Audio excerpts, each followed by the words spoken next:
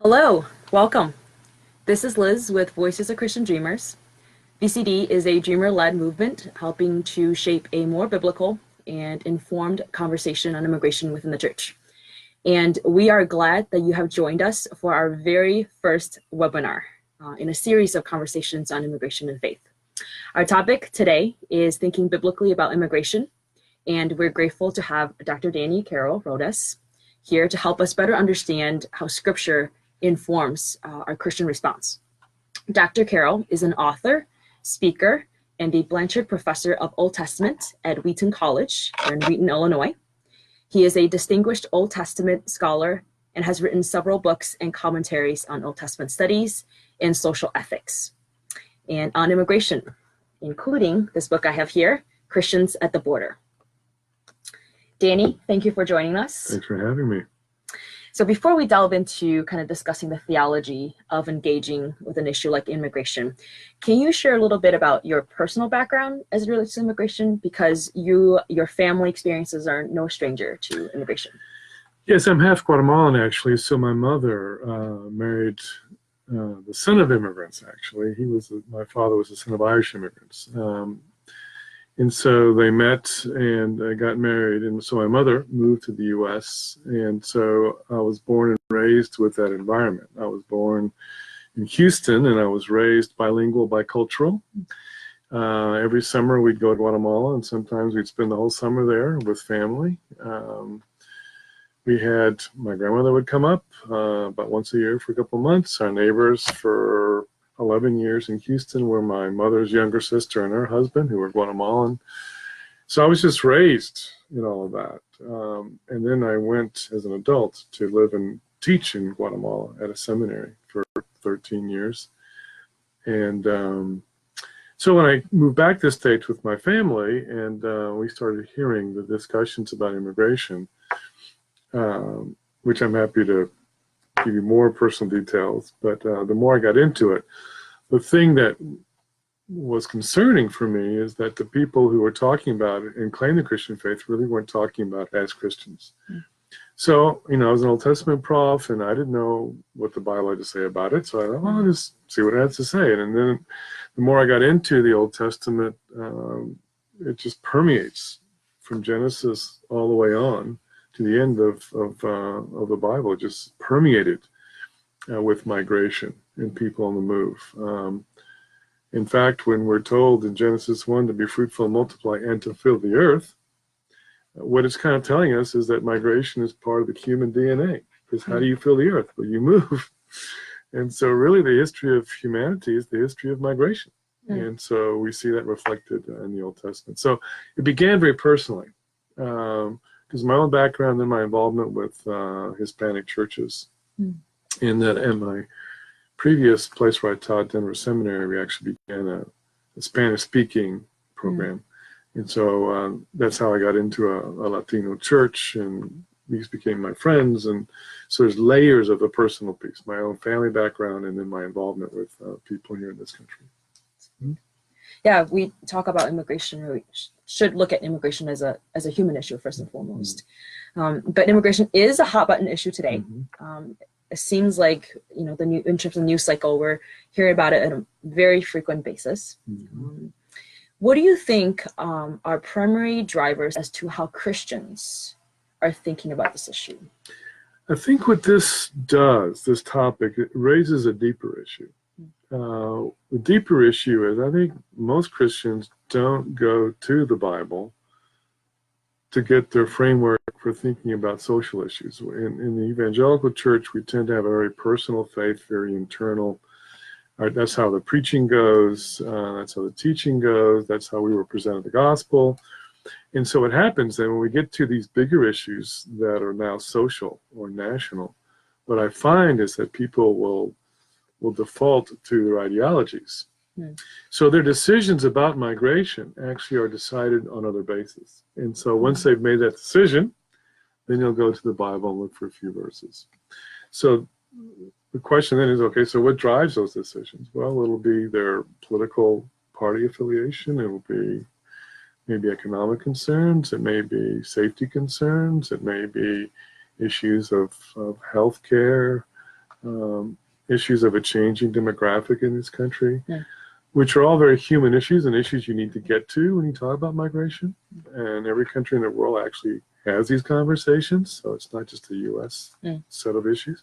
So I think that's the problem. I think as Christians we default to our cultural commitments, and then we just go to the scriptures to look for a few verses that just usually will back up what we already decided. And so we've got it backwards, I think. Yeah, actually in a survey, I think that was done in 2015 by Lifeway Research, that found that the media shaped, and this is a survey where Christians identified kind of factors for influencing how they view this issue, and the teachings of Scripture, the position of national Christian leaders, and the position of the local church together fell short of the influence of the media in the ways that people were responding. So the reality right now is that Christians are, in your book, and you talk about this too, consciously or not, are approaching immigration with either an ideological argument, with an economic argument, or even kind of with tints of racial sentiment. But how can we, as believers who hold the Bible to be the ultimate source of how we view social issues like immigration, how do we reorient our approach on this through a more biblical or theological lens? Where do we start? Well, I think we start with a basic commitment to listen to the scriptures and to get informed. I mean, when I speak to churches about this, Anglo churches usually, they're amazed about how much is in there. They just think it's a peripheral issue, but it's basic to the Old Testament and the New for different reasons. And then when I speak to Latino churches, they're amazed too.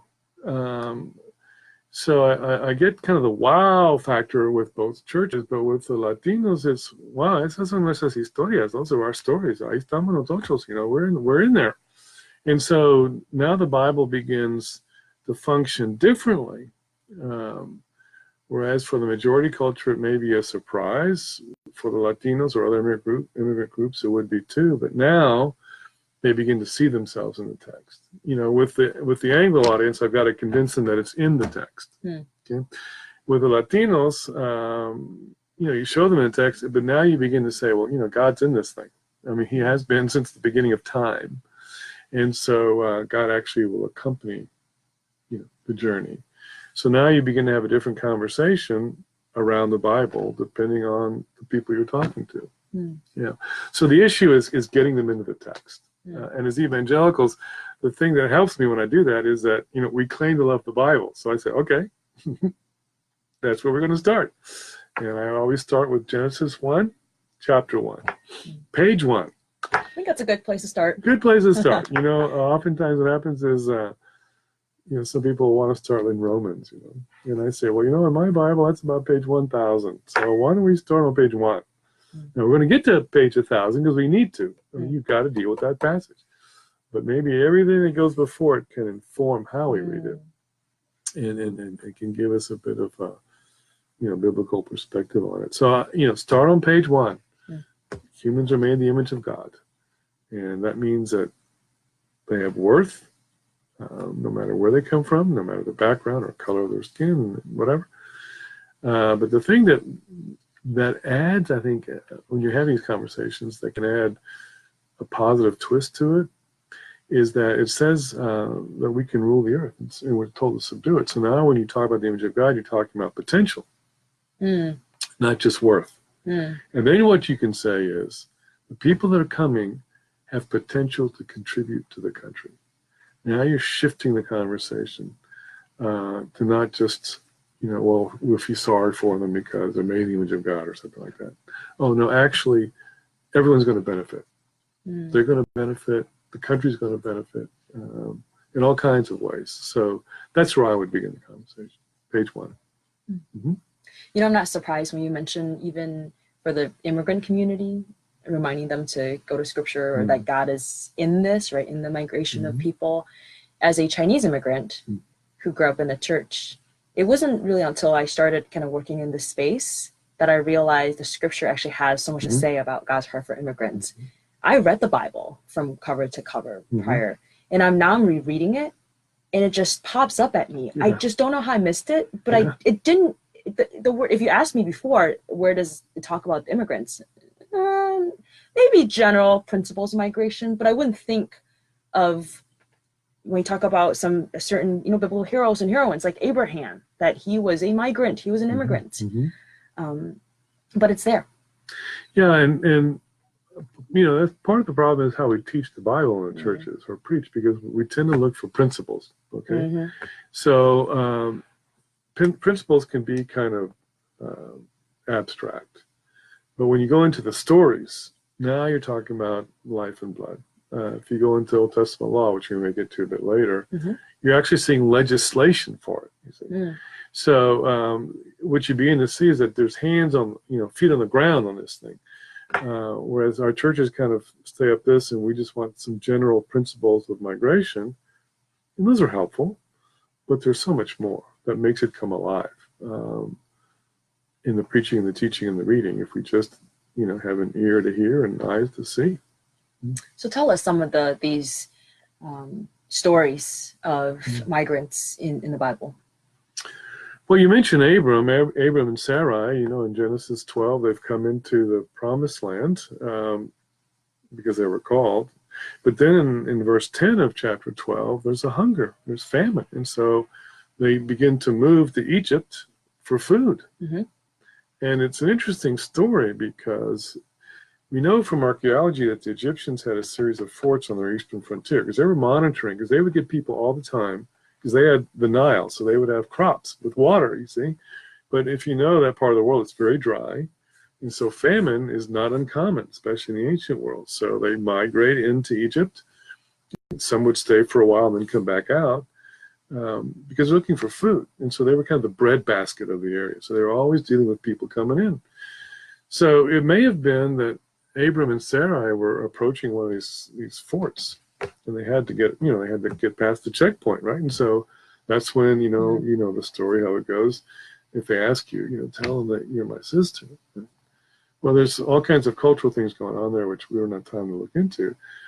But what we see them doing is the great father of their faith lying to get across the border because he's hungry, and the woman risking literally her body so that everyone can eat.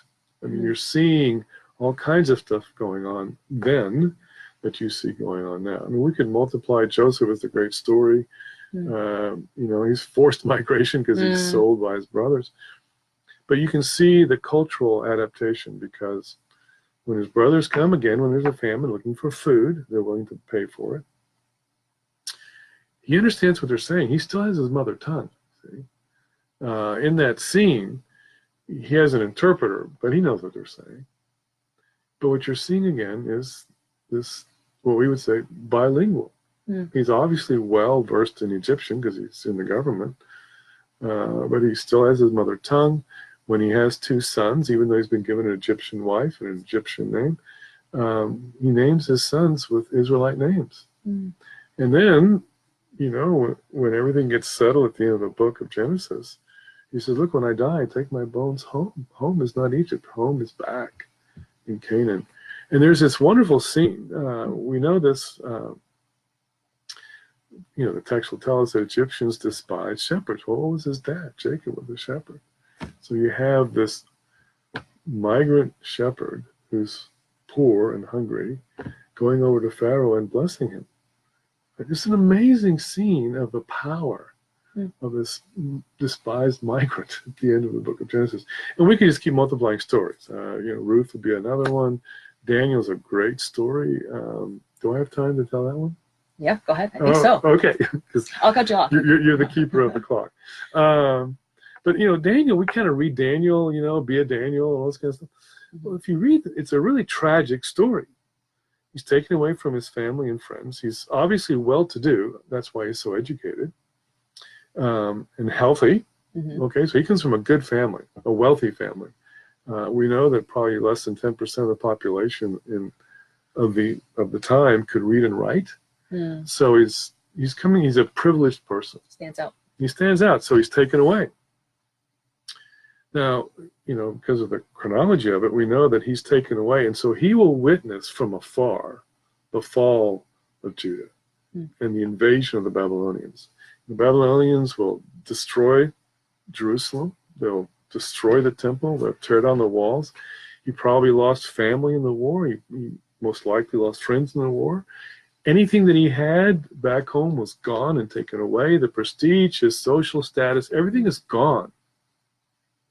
And then the humiliation, which again you'd see in the ancient world, where they give him another name. In the ancient world, if I give you a name, that means I own you.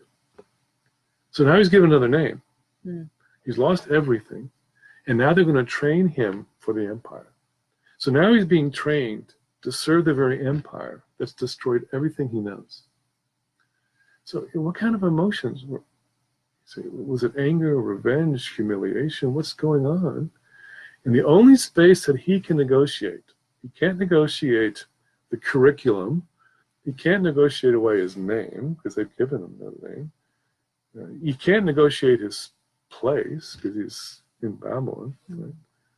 He can negotiate his food. And he does. But food is a cultural marker, as we know.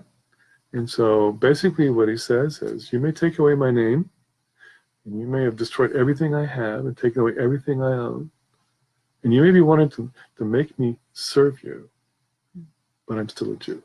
See, I have my food, I have my faith. You can't take those away. So what you see even in Daniel is a powerful migrant story, kind of defending himself in the only space that he can, which is his food. So you begin to see all of these things going on in the Old Testament that we see today, which are amazing, amazing to watch. Yeah. I think it's easy sometimes to forget that these, faith forefathers of ours were human beings that experienced emotions, and they had reasons for migration, sometimes forced, right? But sometimes for economic reasons, which is still probably the primary driver for movement of people today. Yeah, and if we remember that ancient Israel was probably about 90 to 95% peasant. Okay? So when you have famine or drought, it affects the population in horrible ways. And people would die from starvation. We have an idea that about half the children died before age 5. I mean, life was hard. And so you add on to that, a famine. I mean, it's about survival at the most basic level, and then and now. So it seems, as I'm reading scripture, that God was with his people. God were with those who were migrating. He was also with those, right, who were settled in their communities. But what were some of the commands that God had given to his people in terms of how they are to treat strangers, sojourners, resident, or aliens that come into their land? What's interesting about the Old Testament, it's not only stories about their migration, but once they're established in the land, as we see today, it's also now about what do you do about people that come to them now. You see? So you see the law is now about those who come in to them. So you're getting both sides. You're getting them as they migrate, right? And then now you have legislation about what do they do with those who want to come in. Who would be coming in for the same reasons. Right? So what you have in the Old Testament is a whole series of laws to provide for these people. Now, the reason is, unlike today where we have, social services and public hospitals and, safety nets, in the ancient world, none of that was there. You had your extended family. That's how you were taken care of. Well, if you're from over, outside the land somewhere, that's the one thing you don't have is extended family. And the peasant economy of ancient Israel, you need land. The land came through the families. If you're a foreigner, you're outside the loop. So you're at the mercy of the Israelites for food, for work, for help, for protection, for everything. And so what you see then are these laws that respond and provide for those vulnerable areas, for food, and in the legal court system, all kinds of things. Even the faith of Israel is opened up to the foreigner, which is their most precious thing. Core to their identity, the foreigner can actually participate in a lot of the rituals. Now, on the other hand, the expectation, of course, is that the foreigner would learn Hebrew to be able to function. And what we also find in Deuteronomy 31, there's a periodic public reading of the law. And it specifically says that the foreigner is supposed to be there to listen. Well, that makes sense, because if most people couldn't read and write, how are you going to learn the ways of Israel? Well, you will go and listen. So you can see that part of the process of helping them integrate is to teach them, see, what it means to be in that environment. But what you also see in the Old Testament are different words for the foreigner. You see, there are good foreigners, and then there's some that not so much. So what you're seeing is, even like today, when you have the foreigners coming in, you're discerning who wants to be here and be part of us, and who's not interested. I mean, that's as old as time. Again, what you're seeing then is the reality of life in the Old Testament. And one last thing about the law is that there's no other ancient law code that we have that is anything close to what Israel does. So what you're seeing is something very special about Israel in terms of its laws for the outsider. So, looking at stories in the Old Testament, right? Looking at the laws of the Old Testament, and you mentioned there's just nothing in what we know of ancient Middle East laws that provided for the stranger. Right. But some people might say, well, but that was a different time. Right. And Israel was under a theocracy. Right. Including, right, how residents or even citizens, so to speak, were to treat outsiders. Immigration, it's different today because we live in a very different political system.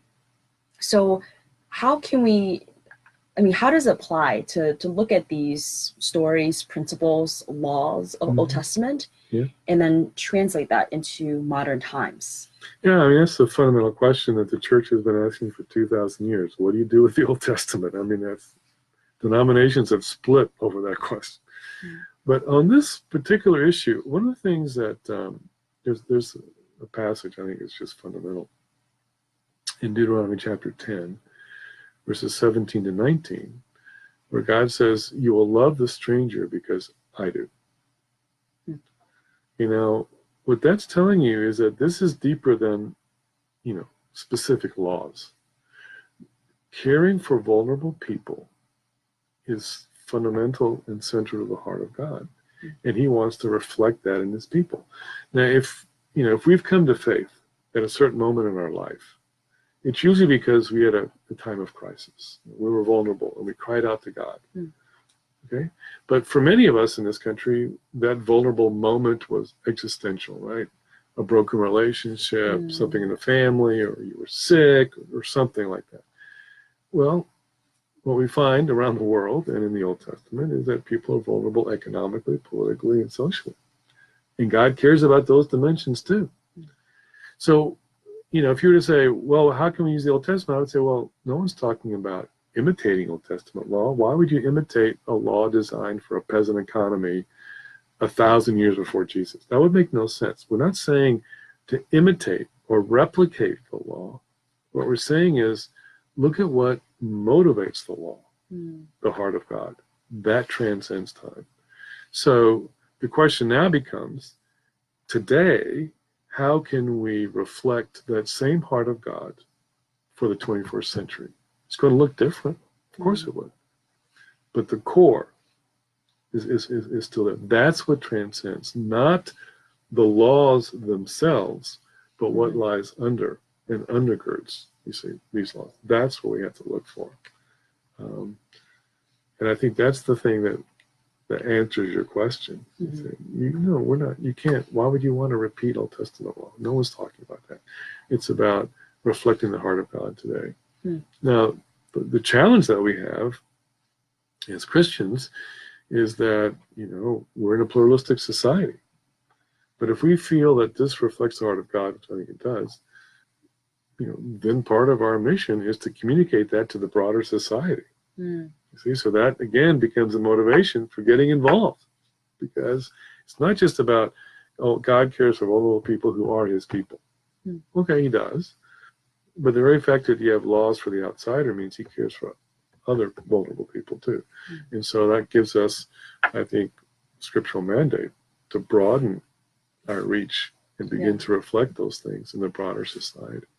And it's interesting because when you read the Old Testament, oftentimes stranger is coupled with other vulnerable groups of people, like the orphan or the widow or the poor. And it's oftentimes kind of easy to read over that and kind of almost skip over the stranger because there's really no controversy about the church serving the widow, the poor, the orphan. But the stranger can get a little controversial, right? So let me also ask you, because sometimes this question comes up too. Some people might push back and say, well, the immigrants, the sojourner that were described in biblical times, right? They were, quote unquote, legal, or that they didn't break a law. Versus today, you have undocumented immigrants who are here without proper documentation or may have crossed the border without proper documentation.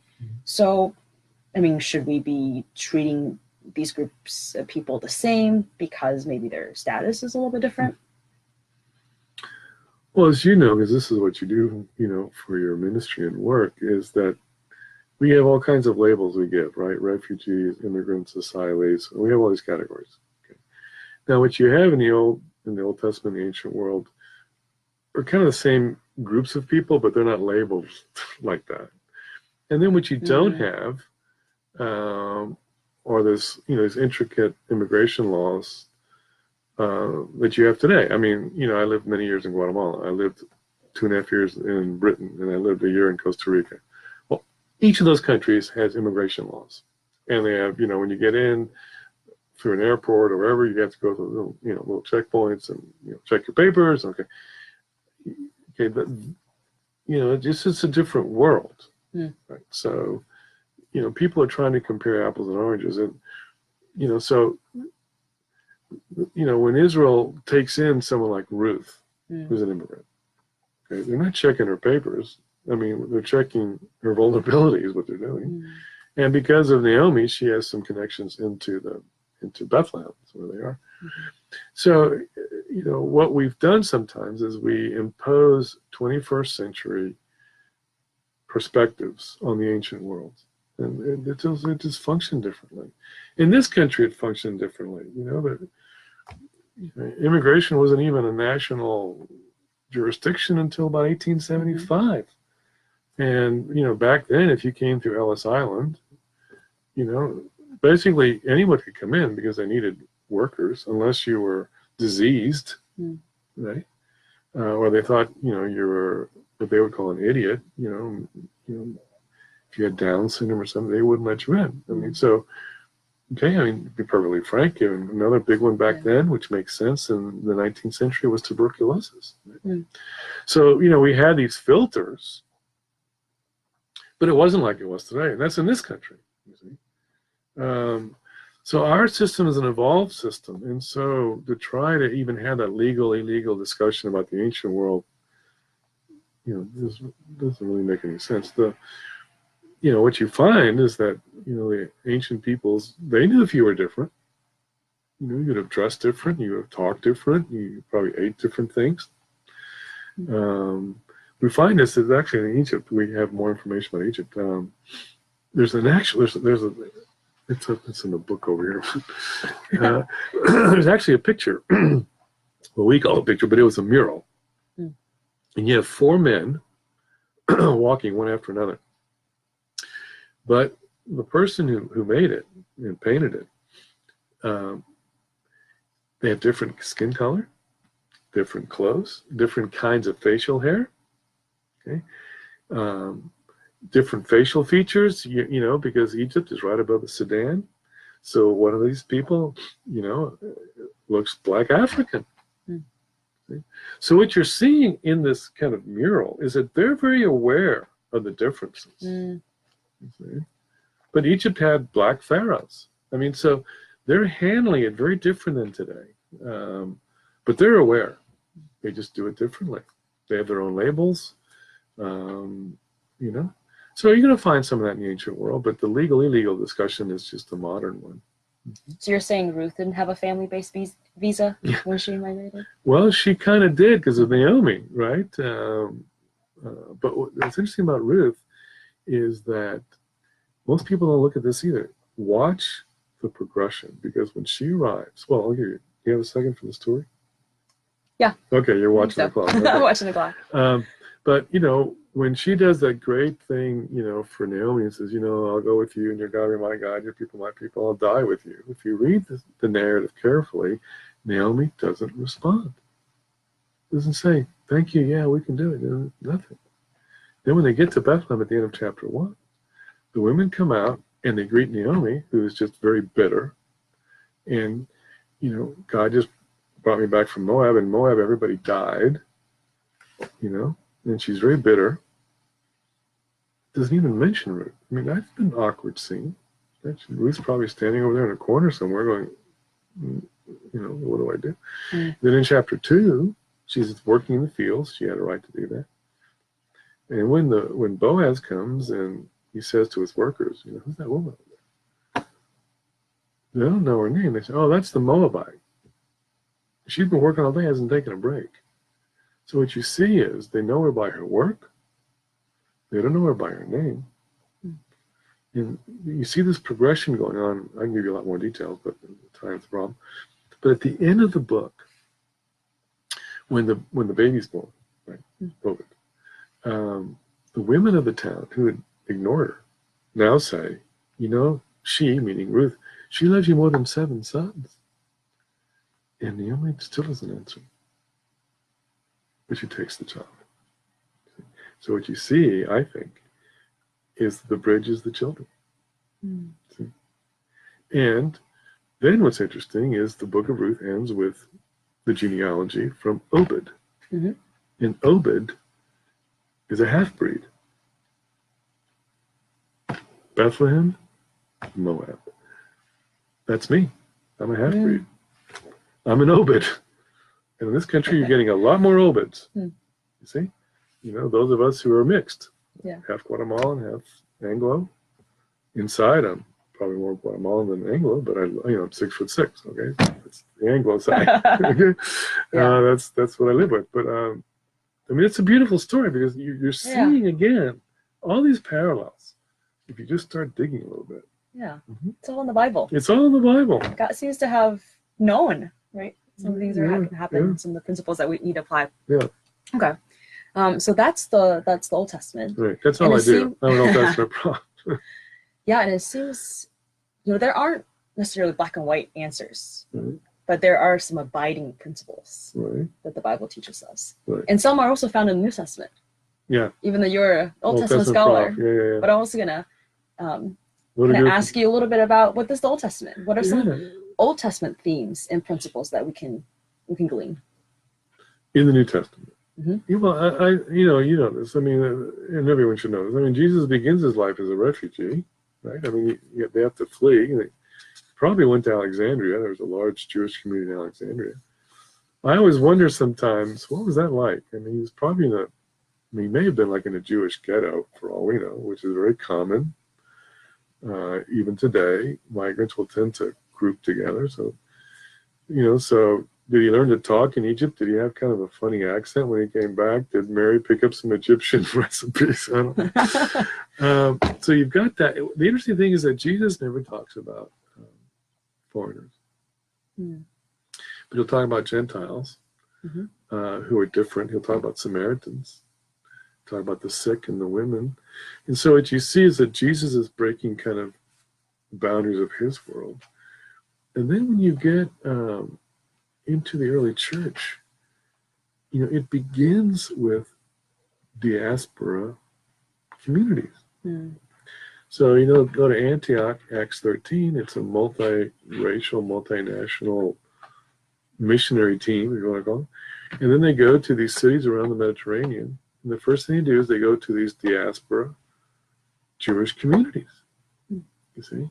And they begin to talk about Jesus to migrants. Mm. And that's the beginning of the church, is in, they're made up of migrants, a lot of them. And that's full of tension, the whole Greek and Jew and Gentile thing going on. So that's very human too. And so Paul will say in Galatians, but there's neither Jew nor Greek. You see? They're having to deal with race and gender and ethnicity. That's not new. Okay. Sometimes you forget that. Yeah. Yeah, and they're beginning in all these churches that are dispersed around the Mediterranean. A lot of them, like I said, made up of people from all over the Mediterranean. You know, so then we're told to go and make disciples of all the nations. I mean, we're actually told to migrate to do our mission. Yeah. I mean, How about that? So I mean, it's just like everywhere, right? Even in the New Testament, it's everywhere. And so that's what the church does. It begins to migrate instead of all these communities all over the Mediterranean. And then the missionary movement begins and the church begins. And that's, you can't separate Christianity from migration. That's in our DNA because it's the human DNA. And so that's why God does it this way. You know, it's amazing to me that Jesus, when he took on flesh, he could have identified with any groups of people, and yet he chose to be a refugee, essentially, as a child, fleeing, Herod decrees, and even as in his adulthood, right? He migrated, wandered around, not really having a place to call home. And he was born in Galilee, which is, was kind of the sticks. I mean, so it wasn't even born in Jerusalem. Yeah. Born, and he was a Galilean, can anything good come out of Nazareth, kind of thing. So it's amazing. He does what you say. I mean, he identifies with the marginalized. And in Matthew 25, right, Jesus very explicitly say to his disciples that whatever you do to the least of these, you do it as unto me, including visiting those who are in prison, feeding the hungry, clothing the naked, welcoming the stranger. But the flip side of that is true that if you overlook, if you ignore these vulnerable groups of people, including the immigrant, the stranger, you're essentially overlooking me. And that's very Old Testament. It goes back to that passage in Deuteronomy 10. I love them, so you love them. And it says in Deuteronomy 10, I didn't mention this earlier, giving them food and clothing. And then it says, if the foreigner cries out to me, I will listen and I will judge you. You see.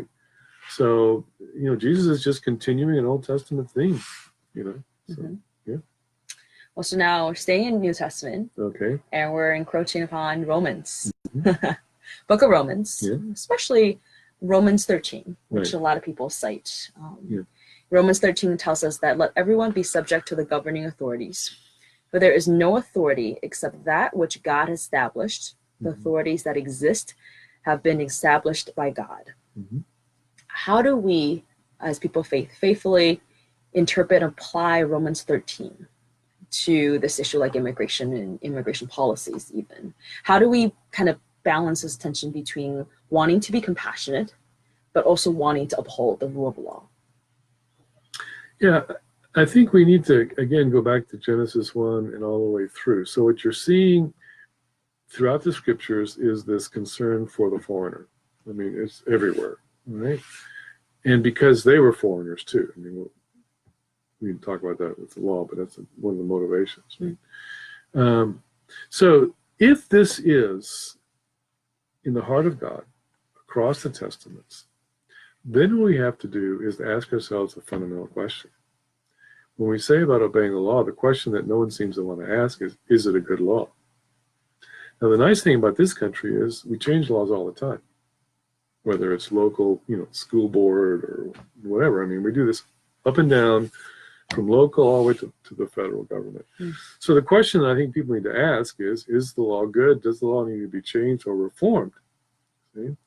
Now, what happens, because people have already made their ideological commitment, the assumption is the law is good. Okay, which tells me, you don't even know what immigration law is like in this country. Okay, that's another discussion. That would be one thing I would say. It's not blind obedience that Paul's talking about. Another thing is that it's in Romans 12, which actually comes before Romans 13, where it says, to not be shaped by the mold of this world. And what we've done in this country and around the world, it's not just a U.S. phenomenon, is we've let the culture and the politics put us into their mold. And we are explicitly told not to have that done to us. Now, usually when I've heard sermons on Romans 12, it's about, sex and drugs. Okay, makes sense.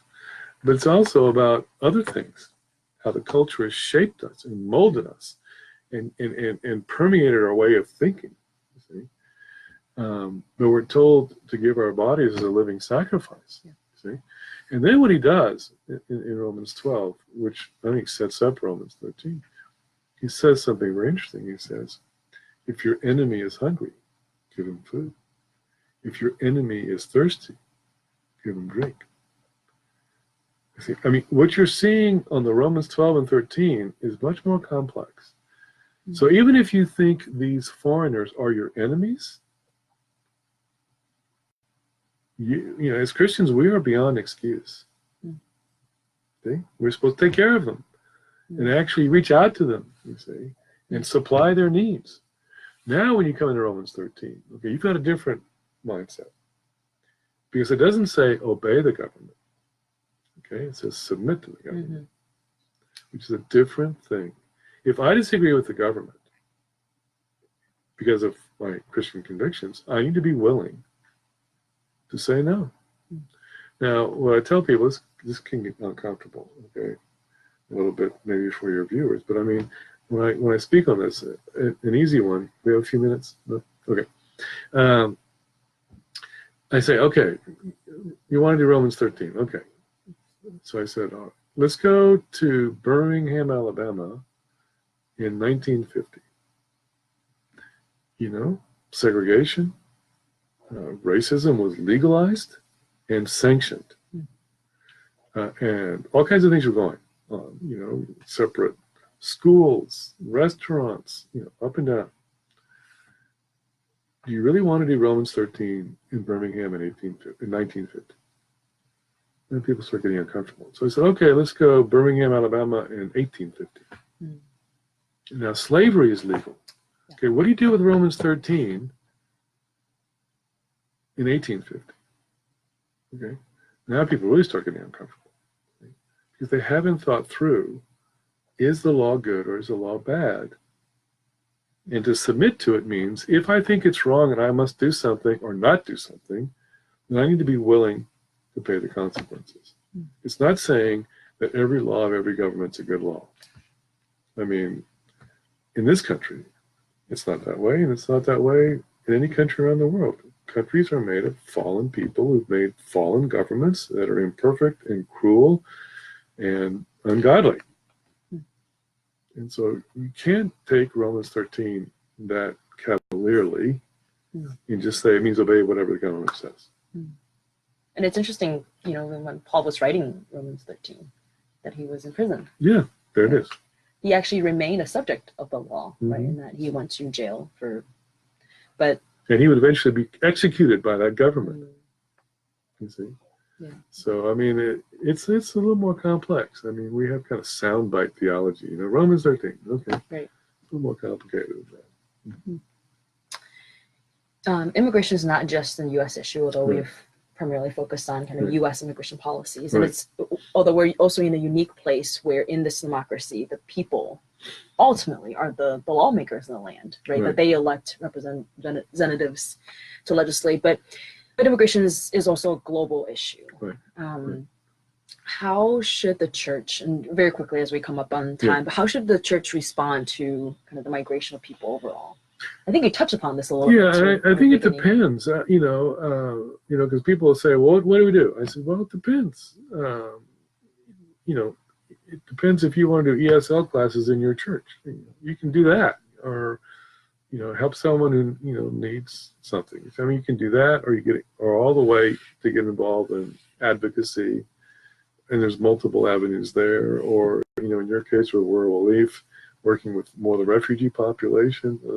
There's all kinds of ways you can get involved. But I think going back to what I said about the Old Testament, and we see it in the New too, if this is an issue that's in the heart of God, then do something. See, again, what it might be for you won't be for me. I'm a prof. Okay, so I learned this early on when I was just beginning to get involved in this. One of my good friends, whom you would know, was involved in advocating, and so I did some of those things. But it came, apparent to me that I could do the education slice. So I travel and I speak and I write. Okay, I couldn't do what she's doing. I don't have the bandwidth to do it. I got a job. So what you find is that everyone has their slot, whether it's just supporting or whether it's getting involved in multiple ways. So the thing is to find your slot. It depends on what country you're in. Yeah. Because here we're allowed to speak up. It's not true in some other countries. In other countries, it's actually worse than here. I'll give you one quick example. This last summer, I was in Australia. Well, what they do, because people arrive their own boats, is that they don't want the refugees to land, because if they land, they have to obey United Nations agreements.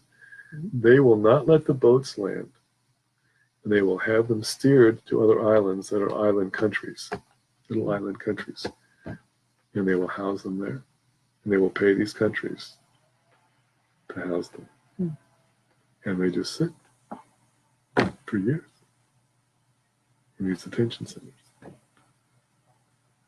Out of sight, out of mind. I mean, so it's not just U.S. Sure. I mean, what's going on in Europe? I mean, this is a global.